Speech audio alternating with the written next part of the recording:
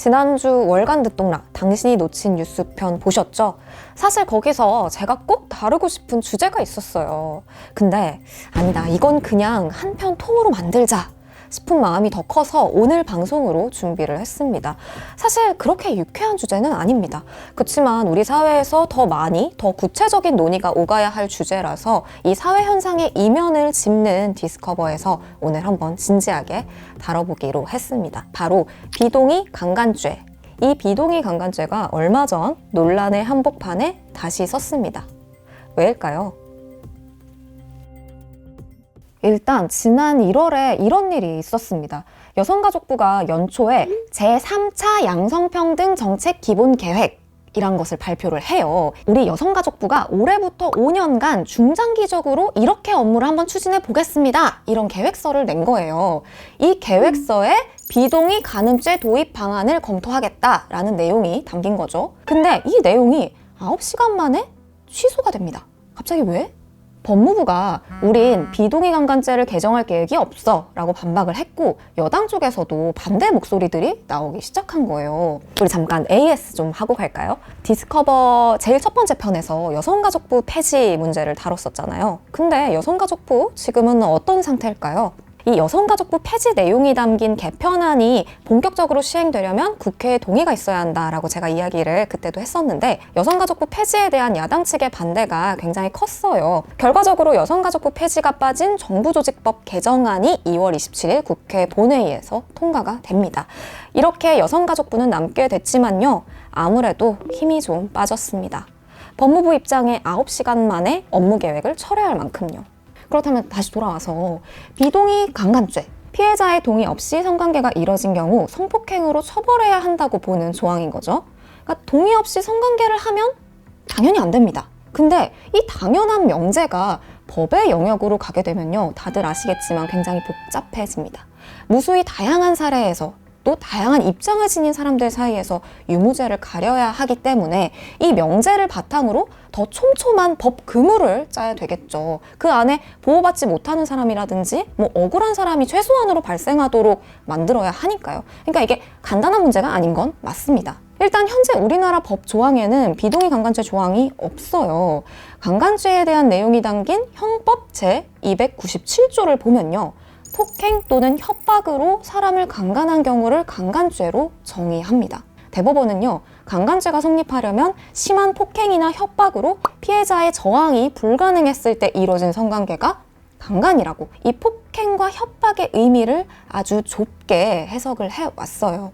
그래서 이 조항이 성폭력 피해를 입은 피해자들의 현실을 온전히 보호하지 못한다라는 지적이 오래전부터 존재해왔어요. 한국여성정책연구원이 발표한 비동의 간음죄의 비동의 판단 기준 마련을 위한 국내외 사례 연구 보고서, 이 보고서를 보면요, 2019년 1월부터 3월까지 전국 성폭력 상담소 협의회 소속 상담소에 접수된 강간 피해 사례를 분석을 해요.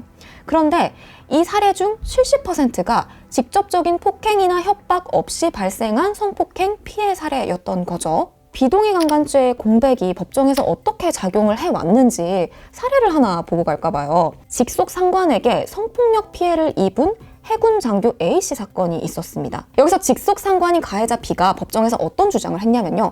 동의는 없었지만 성폭행은 아니었습니다. 동의를 안 받은 건 인정합니다. 근데 폭행이나 협박을 내가 이 피해자가 거부하지 못할 정도로 심하게 하지는 않았어요. 이렇게 주장을 한 거예요. 1심에서는요, 이 가해자가 피해자를 몸으로 눌러 반항하지 못하게 했기 때문에 강간을 인정했어요.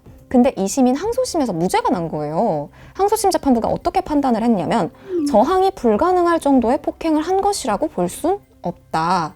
피해자의 진술이 허위가 아니라고 하더라도 강제추행을 위한 폭행 또는 협박의 행위가 있었다고 보이지 않으므로 강간이 아니다 라고 밝힙니다. 당시에도 이들이 처한 위계관계나 이런 것들을 고려하지 못하고 사안을 매우 좁게 해석한 시대착오적인 판단이었다라는 비판의 목소리가 많이 나오기도 했던 사례였습니다. 반면에 도입을 신중하게 해야 한다라는 주장도 있어요. 일단 성관계에 있어서 동의했는지 안 했는지 여부를 입증하는 것 자체가 쉽지 않다. 나는 동의한 적 없다 라고 주장하는 피해자의 진술만으로 강간죄가 성립이 되면 억울한 사람들이 생기지 않겠냐, 이런 논리인 거죠. 실제로 한동훈 장관이 이 여가부와의 해프닝 이후에 국회 대정부 질문에서 했던 말이 하나 있어요. 비동의 강간죄를 반대하는 건 아니지만 범죄를 의심받는 사람이 상대방 동의가 있었다는 것을 법정에서 입증하지 못하면 억울하게 처벌받게 되는 구도가 된다. 충분한 논의가 있어야 한다. 라고 말을 합니다. 그리고 여기에 이미 강간죄 조항의 공백을 성폭력특별법 같은 다른 법들이 채우고 있고 성범죄 관련 법률이 이미 많기 때문에 비동의 강간죄를 인정하는 건 과잉입법이 될 수 있다라는 주장도 있습니다. 그래서 이 오해를 한번 풀어보고자 비동의 강간죄 관련해서 오래전부터 꾸준히 목소리를 내오고 연구해온 분을 만나볼까 합니다. 김혜정 소장님입니다. 네, 안녕하세요. 반갑습니다. 지금 현재 비동의 강간죄 조항이 없는 한국의 법 현실인데 그동안 피해자들을 어떻게 외면해 왔는지 좀 더 현실의 이야기를 듣고 싶어요. 일단 그 성폭력 지금 신고율 10%대 정도입니다. 그래서 이 강간죄의 구성 요건이 폭행과 협박, 그것도 피해자의 저항이 굉장히 불가능할 정도의 폭행과 협박이 있었느냐. 그거에 미치지 못하는 정도였으면 죄가 성립이 안 된다라고 하는 지금 요건이 있거든요. 그렇기 때문에 아예 신고나 기소 근처에도 못 가는 사건도 많습니다. 판사가 봤을 때 이것은 너무 피해자를 침해하거나 이루어진 범죄의 성격이 있는데 라고 했을 때 가해자 측에서는 그러나 이게 폭행과 협박이 피해자의 저항을 불가능하거나 극심하게 곤란할 정도에 이른 건 아니지 않습니까? 판사님이라고 말하면 판사들도 할 말이 없는 거예요. 이게 지금의 판례와 학설이기 때문에. 그렇다면은 지금 현재 우리가 비동의 강간죄를 도입해야 한다라고 했을 때 반대 측에서 이야기하는 아주 전형적인 주장들을 한번 이야기를 해볼게요. 나는 동의한 적이 없다라는 피해자의 진술만으로 피해가 인정돼 무고한 피고인을 양산할 것이다 라는 주장이 있어요. 지금 강간죄 개정은 어떤 행위를 하는 수단에 대한 이야기거든요. 근데 폭행이라는 수단을 이용했냐, 협박이라는 수단을 이용했냐, 그다음에 위력이라는 걸 이용했냐, 위계라는 걸 이용했냐, 요거까지는 지금 법에 좀 있습니다. 그런데 이 어떤 수단도 피해자의 어떤 주장, 나는 이게 있었다? 혹은 나는 이게 없었다? 요 주장만으로 어떤 처벌이 이루어지는 거는 아니거든요. 저는 두 가지인 것 같아요. 하나는 정말 상대방이 동의한 줄 알고 있었던 사람이 있을 수 있고요. 또 두 번째는 사실은 상대방도 동의 안 했다는 거를 알고 있으면서도 이렇게 가해자의 의지로 좀 상황을 계속 이끌고 가거나 진행시킨 이런 두 번째 경우가 있을 겁니다. 이것을 살피자는 게 비동의 강간죄가 지금 사회적으로 필요하다고 얘기하는 것입니다. 그리고 두 번째가 한국에는 이미 강간죄 조항 말고도 성폭력으로 인정될 수 있는 다른 법 조항들이 많다. 한마디로 과잉 입법이다. 이런 주장도 있어요. 이것에 대해서는 어떻게 생각하세요? 반대로 말하면 이제 한국은 70년 동안 폭행 협박이 어느 정도 있어야 돼. 요거를 유지하느라고 현실의 70%가 누락이 되었다고 했잖아요. 오히려 이것들의 현실의 목소리가 계속 나오다 보니까 법이 이렇게 하나씩 이렇게 늘어나는 측면이 있거든요. 우리나라 법이 본뜨고 있는 이제 독일법 같은 경우에는 조항을 하나하나씩 이렇게 늘려가기보다는 기본적인 강간의 개념을 바꾼 겁니다. 성폭력이라는 게 무엇인가, 강간이란 무엇인가 이런 거를 큰 개념을 바꾼 방식으로 다른 나라들은 다 변환을 하고 있는데 우리나라는 정말 복잡해요. 강간이 있고요. 유사강간이 있습니다. 중간간이 따로 있고요. 업무상 위력이 따로 있고 위계가 따로 있고 합니다.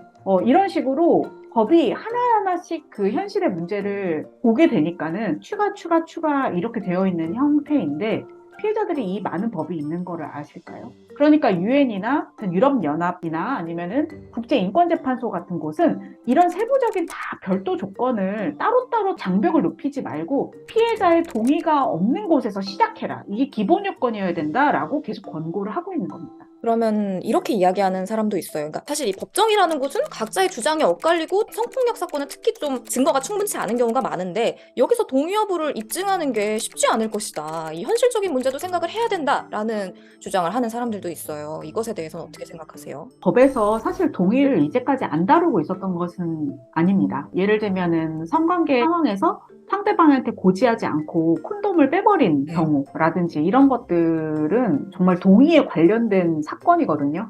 그런데 이거는 민사상 배상을 해야 된다라고 하는 민사 판결도 나오고 있고요. 꼭 성폭력이 아니더라도 동의와 관련된 민사 사건들도 되게 많고 그리고 동의와 유사한 개념은 이미 형사 사건에서도 많이 다뤄지고 있는 개념이기도 합니다. 그러니까 동의라고 하는 걸 이제까지 법이 다룬 적이 없다? 이렇게만 보기는 좀 어렵고요.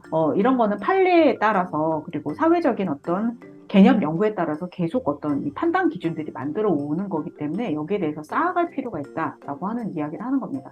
지금 근데 이 비동의 강간죄에 대해서 너무 사람들이 모르고 있고 반대 의견도 많다. 그렇기 때문에 이번에 한동훈 장관도 그랬죠. 사회적 논의가 더 있어야 된다라는 말을 해요. 이것에 대해서 어떻게 생각하시는지 좀 마지막으로 들어보고 싶습니다.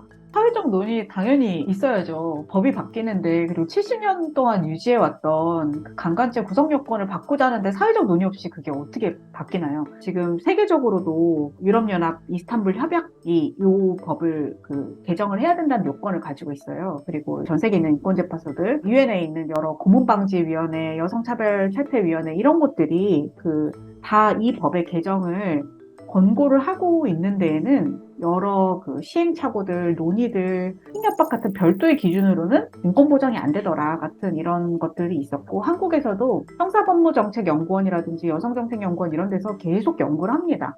20대 국회 때는 이 개정안만 10개가 나왔었습니다. 지금 국힘 정당도 이 개정안을 냈었어요. 21대에는 3개가 나왔고요. 이 정도의 법안이 나온 법이라면 이미 사회적으로 논의가 되고 있는 겁니다. 그런데 지금 법무부 장관이 얘기하고 있는 것은 그 논의를 하지 않겠다라는 거거든요. 논의할 계획 없다. 검토하지 않겠다. 이미 시민들의 삶은 바뀌었습니다. 바뀌었기 때문에 적극적으로 논의를 하는 게 우리 사회에도 훨씬 더 이득이라고 생각합니다. 법은 사실 완전하지는 않거든요. 법이 바뀌면 그때부터 우리 생활이 달라지고 법이 바뀌기 전까지는 우리 생활은 달라질 수 없고 그렇다기보다는 이미 우리가 다르게 살겠다. 이렇게 삶이 이미 바뀌고 있는 우리의 실천과 우리 생활의 변화가 더 중요한 것 같아요. 이런 변화를 더 많이 우리가 향유하고 풍부하게 할 때 법이 바뀌는 거라고 생각하고 법 바뀐 이후에도 우리의 변화된 삶으로 계속 감시하고 개선하고 재현하는 것이 필요하다고 생각합니다. 여러분의 하루하루의 삶이 곧 법 개정 운동과 같은 거다라고 하는 이야기를 나누고 싶습니다. 네, 비동의 강간죄를 도입하고 있는 나라들의 사례도 한번 참고를 해볼까요? 주로 유럽 국가들이 많은데요. 영국 같은 경우에는 2003년에 성범죄법에 동의 규정을 넣습니다. 그 판단 기준을 되게 구체적으로 정해놓고 있는데요. 일단 피해자가 동의할 능력이 있었는가? 예를 들어서 술이나 약물의 영향을 받진 않았는지, 장애가 있진 않은지, 질병이 있진 않은지 이런 것들을 보는 거죠. 그리고 피해자가 동의할 자유가 있었는가도 봅니다. 가정폭력 같은 경우, 또 피고인에게 경제적으로 의존하고 있는 경우도 있고, 또 위계관계에 놓인 경우도 있으니까요. 그리고 동의를 얻기 위해 피고인은 어떤 단계를 취했나, 그리고 동의에 대한 합리적인 믿음이 있었느냐, 예를 들어서 성행위를 원하지 않는 걸 알고도 무시하진 않았는지, 모든 성행위에 동의가 있었는지 이런 것들을 주요 요소로 보고 있습니다. 독일 같은 경우는요, 2016년에 인식 가능한 의사에 반하여 타인에게 성적 행위를 하거나 그로 인하여 성적 행위를 하도록 하는 등의 행위를 처벌하는 것을 주요 내용으로 형법 개정안을 마련합니다. 실제로 인정된 사례가 어떤 게 있었냐면요, 콘돔을 한 성관계에만 동의한다는 의사를 반복적으로 밝혔는데 관계 도중에 콘돔을 몰래 제거한 경우, 술에 취한 피해자가 고개를 젓는 방식으로 거부 의사를 표시했음에도 성관계가 이뤄진 경우, 이런 경우들이 인정된 사례였고요. 반면 불인정된 사례도 있었습니다. 예를 들어서 성관계 요구에 남자친구가 생겼다는 우회적 표현으로 거부 의사를 밝힌 경우, 또 만취로 당시 상황을 기억하지 못하거나 진술이 일관되지 못하고 피고인의 진술과도 불일치한 경우 등이 또 일부 불인정된 사례도 있었습니다. 해외 사례들을 보면요, 어떤 사건이 벌어진 전반적인 상황의 맥락을 파악하면서 다방면으로 동의 여부의 신빙성을 따져 묻고 있습니다. 그런데 한국은 현행법이 너무 이 강간에 대한 걸 좁게 해석하다 보니까 법의 사각지대에 놓인 피해자들이 존재하는 상황이죠. 비동의 강간죄가 하나의 통로가 될 수 있을까요?